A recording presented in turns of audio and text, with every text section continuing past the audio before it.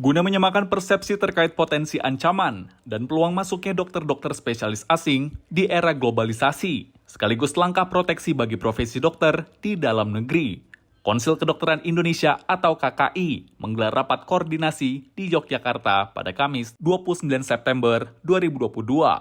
Hasil kesepakatan rapat koordinasi ini berupa penandatanganan kerjasama dengan pemerintah kabupaten kota, se-DIY, dan Jateng dalam akuntabilitas pelayanan publik dalam bentuk tindak lanjut menghadapi berbagai tantangan dan globalisasi.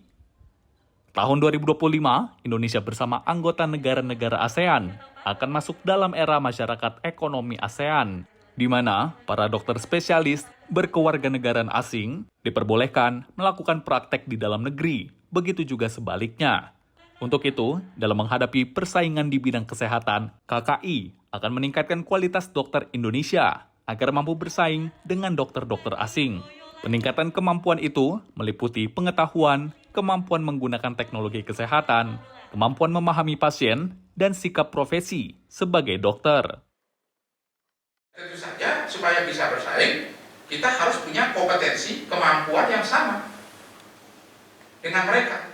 Baik dari sisi pengetahuan, namanya knowledge, ya. Kedua dari sisi psikomotor, kemampuan kita mempergunakan alat, kemampuan kita melakukan operasi.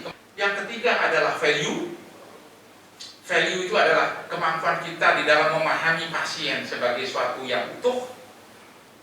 Jangan sampai kita misalnya menganggap pasien itu sebagai objek, tetapi pasien itu adalah subjek. Yang keempat adalah attitude.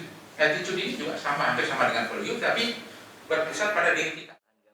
Langkah lain yang diambil KKI untuk menghadapi era globalisasi ini adalah menyiapkan SDM dokter spesialis dan subspesialis untuk nantinya mampu transfer pengetahuan dan teknologi dengan dokter spesialis asing. Jumlah dokter spesialis di Indonesia saat ini baru ada 48.458, sedangkan dokter gigi spesialis hanya 5.000. Dari Kota Yogyakarta, Daerah Istimewa Yogyakarta, Imam Prasetyo, Kantor Berita Antara, mewartakan.